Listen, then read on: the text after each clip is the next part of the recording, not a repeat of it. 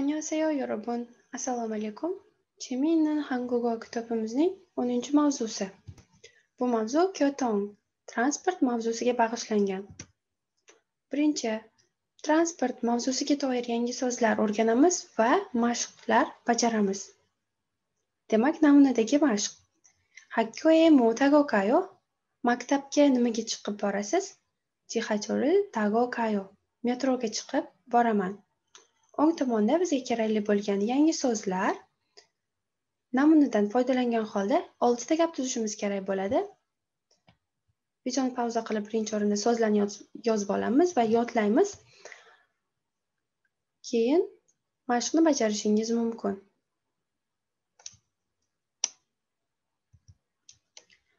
Navbatdagi mashq. Hakkoe otoke wayo? Maktabga qanday kelasiz? Chibi hakkogin choi issoyo. Kreso kollo wayo. Uyim maktab yaqinida. Shuning uchun piyoda kelaman. Namunadagidek 6 ta savol javob tuzishimiz kerak bo'ladi. Bizga kerakli bo'lgan yangi so'zlar o'ng tomonda. Videoni pauza qilib, mashqni bajarib olishingiz mumkin.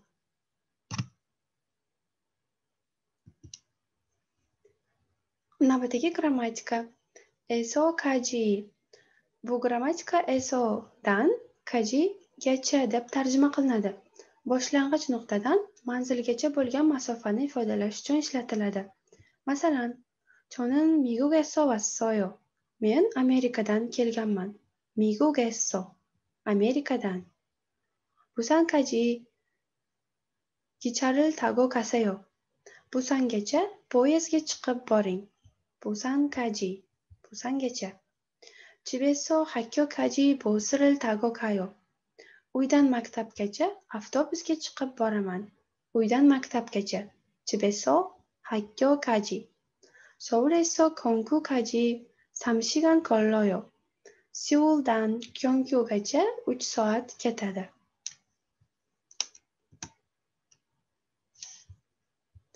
Chibesso hakyokaji 얼마나 걸려요? Uydan maktabgacha qancha vaqt ketadi? 10 분 걸려요. 10 minut ketadi. Namunadagidek 6 ta gap tuzishimiz kerak bo'ladi. Videoni pauza qilib, mashqni bajarib olishingiz mumkin. Navbatdagi mashq. Tejone ottoke kayo? Tejonga qanday borsam bo'ladi? Bosiril tago kayo. Avtobusga chiqib boring. 시간이 얼마나 걸려요? qancha vaqt ketadi? 2 시간 10 분 걸려요. 2 soat 10 minut ketadi. Xuddi namunadagidek 6 ta savol javob ko'rinishida mashqni bajarishimiz kerak. O'ng tomonimizda yozilgan so'zlar Tejon bu shaharning nomi, shuning uchun tarjima qilinmaydi. Soraksan bu esa tog'ning nomi. Grammatika a, o, yatvida va hada. Ko'rib turgan bu grammatikangiz fe'lga qo'shiladi. Kerak, zarur, nimadir qilsam bo'ladimi degan ma'nolarni beradi. Kundalik hayotda hadali strukturadan ko'ra tvida ko'proq ishlatiladi.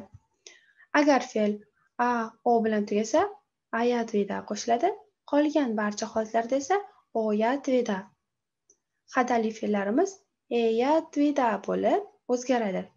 Masalan, Shijonge bosiril tago kayatveyo.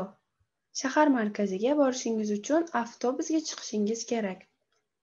Bosiril tago kayatveyo. Avtobusga chiqib borishingiz kerak. Neylin aham shikaji vayatveyo. Ertaga 9 gacha kelishim kerak. Vayatveyo, kelishim kerak. Daim cho'e shijomi issosso 공부해야돼요. Keyingi hafta imtihonim borligi sababli o'qishim kerak. 공부해야돼요. O'qishim kerak. 오늘까지 일을 다 해야돼요. Bugungacha bu ishlarni hammasini qilishim kerak. Da 해야돼요. Hammasini 해야돼요. Bajarishim kerak. Grammatikamizga doir mashq. Shijonge ottoke kayatveyo? Shahar markaziga qanday borsam bo'ladi? Bosiril tago kaseyo. Avtobus olib boring. Avtobusga chiqib boring. 시정에 어떻게 가야 돼요? Shahar markaziga qanday borsam bo'ladi? Bosiril tago 가야 돼요. Avtobusga chiqib borishingiz kerak. E'tibor bergan bo'lsangiz, birinchi javobda oddiy gap, ya'ni bosiril tago 가세요. Avtobusga chiqib boring. Ikkinchi javobda esa bosiril tago 가야 돼요. Avtobusga chiqib borishingiz kerak. Demak, xuddi shu namuna ko'rinishida 6 ta gap tuzishimiz kerak bo'ladi. Videoni pauza qilib, mashqni bajarib olishingiz mumkin. Navbatdagi mashq. Seulga 어떻게 가야 돼요? Seul stansiyasiga qanday borsam bo'ladi? 먼저 600번 버스를 타세요. Birinchi 600 liniyadagi 600-nomerdagi liniya avtobusiga chiqing. 그리고 시정에서 150번 버스를 걸어 타세요. Keyin Shijong, ya'ni shahar markazidagi 150-liniyali avtobus bilan almashing. O'sha 150-nomerli avtobusga almashing. Demak, namuna ko'rinishida 5 ta gap tuzamiz. Videoni pauza qilib, mashqni bajarib olishingiz mumkin. Navbatdagi mashq. Koryotoye 어떻게 가요? Koryote universitetiga qanday boraman? 여기에서 3호선을 타고 약속까지 가세요. 약속에서 6호선으로 갈아타세요. 여기에서 3호선을 타고 약속까지 가세요. Bu yerdan 3-liniyadagi avtobusga chiqib, Yaksugacha boring. Yaksu에서 6호선으로 갈아타세요. Yaksuda esa 6-liniyaga almashing. Koryote bu Koryo universiteti deb tarjima qilinadi. Demak, namunadan foydalangan holda 6 ta gap tuzamiz. Videoni pauza qilib, mashqni bajarib olishingiz mumkin.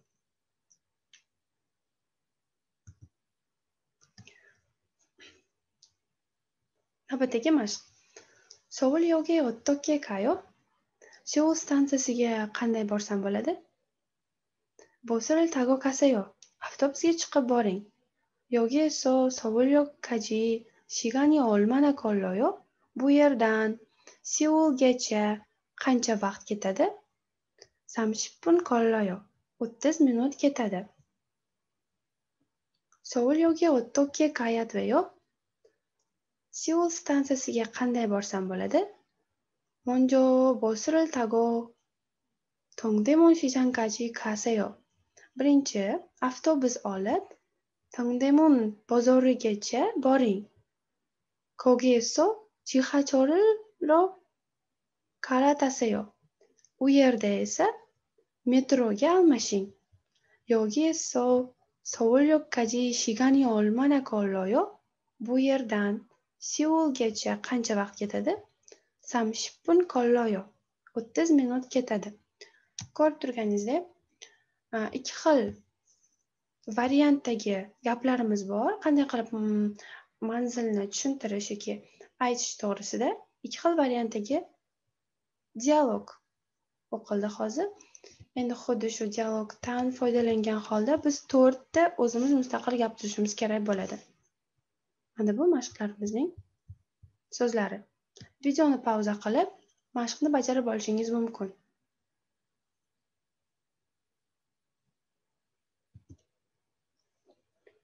Ana endi titki vaqti. Har doimgidek birinchi ko'z yugurtirib eshitamiz, ikkinchi marta aytilganda esa ovozimizni chiqarib birga mashq qilamiz. 듣고 따라하세요. 1. 잘 들으세요. 수미 씨는 학교에 뭘 타고 와요? 버스를 타고 와요. 집에서 학교까지 얼마나 걸려요? 30분 정도 걸려요. 린다 씨는 학교에 어떻게 와요? 전 기숙사에 살아요. 그래서 걸어와요. 따라하세요. 수미 씨는 학교에 뭘 타고 와요? 버스를 타고 와요. 집에서 학교까지 얼마나 걸려요? 30분 정도 걸려요. 린다 씨는 학교에 어떻게 와요?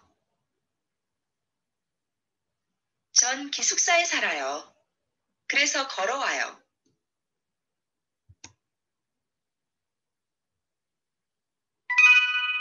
2. 잘 들으세요. 수미 씨, 시청에 어떻게 가야 돼요? 지하철을 타고 가세요. 지하철 몇 호선을 타야 돼요? 1호선을 타고 가세요. 시간이 얼마나 걸려요? 40분쯤 걸려요. 따라하세요. 수미 씨, 시청에 어떻게 가야 돼요? 지하철을 타고 가세요. 지하철 몇 호선을 타야 돼요? 1호선을 타고 가세요. 시간이 얼마나 걸려요?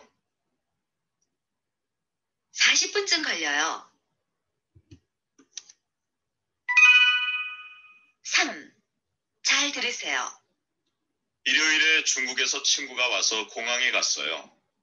집에서 시청까지 지하철을 타고 갔어요. 거기에서 공항까지 공항버스로 갈아타고 갔어요. 1시간 반쯤 걸렸어요.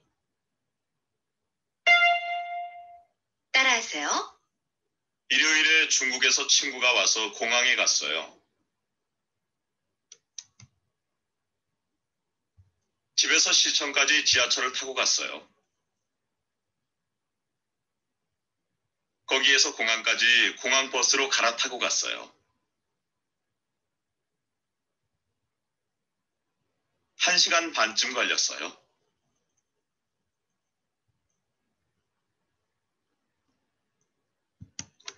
Ana endi esa titki mashqlariga navbat.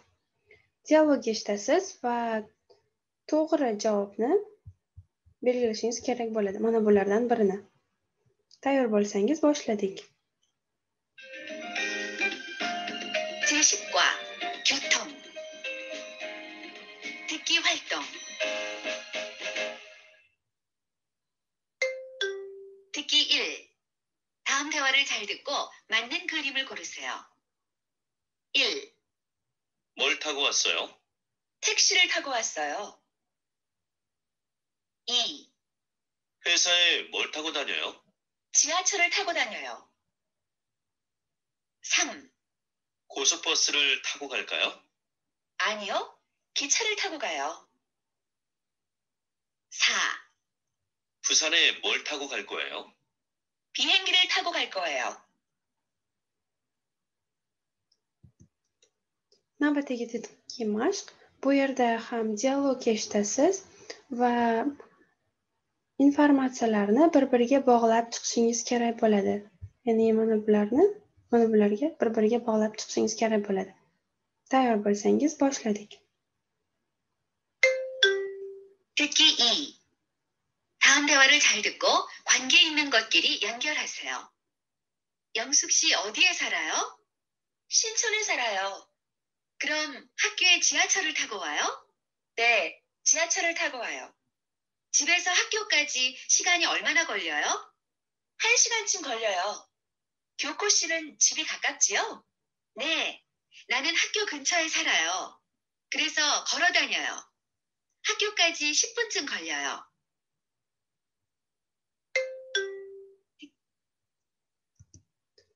Uchinchi titki. Bu yerda dialog eshitasiz va Namdemon Shijanga qanday qilib borish mumkinligi yo'llarini to'g'ri topishingiz kerak bo'ladi. 3. 다음 대화를 듣고 남대문 시장에 가는 방법으로 맞는 것을 모두 고르세요. 영진 씨, 남대문 시장에 어떻게 가야 돼요? 학교 앞에서 500번을 타고 가세요. 지하철은 없어요? 지하철도 있어요. 그런데 갈아타야 돼요.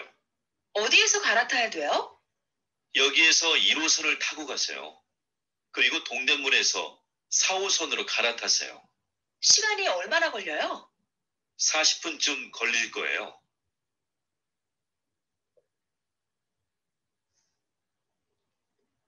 Javoblarni belgilab bo'lgan bo'lsangiz, tekshirib olishingiz mumkin.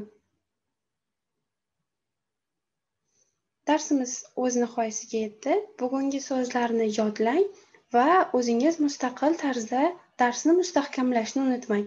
Keyingi darslarda ko'rishguncha, annyeong!